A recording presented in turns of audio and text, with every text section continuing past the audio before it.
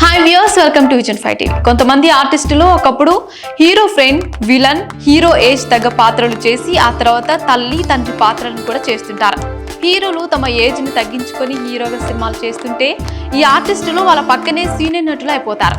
అలా చాలా మంది స్టార్ ఆర్టిస్టులు హీరో ఏజ్ కి తగ్గ పాత్రలు చేసి ఇప్పుడు హీరోలకు సీనియర్ నటులుగా చేస్తున్నారు.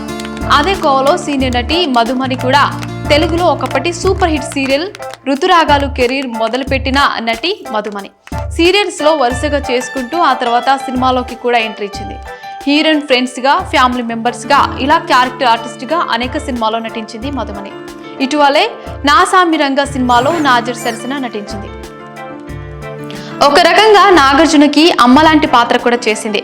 తాజాగా నా సామిరంగ సక్సెస్ సెలబ్రేషన్స్ నిర్వహించగా ఈ ఈవెంట్ లో మధుమణి సినిమా గురించి మాట్లాడి అనంతరం నాగార్జున గారితో కలిసి సంతోషం సినిమాలో నటించాను. ఆ తర్వాత మళ్ళీ ఇప్పుడు అమ్మలాంటి పాత్రలో నటించాను.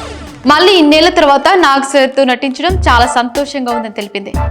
సంతోషం సినిమా 2002లో వచ్చింది. ఆ సినిమాలో మధుమణి హీరోయిన్ ఫ్యామిలీకి చెందిన వ్యక్తుల్లో మాలిక అనే పాత్ర పోషించింది. అప్పుడు నాగార్జున ఏజ్ తగ్గట్టు ఆయనకు సమాన ఏజ్ ఉన్న పాత్ర పోషించింది.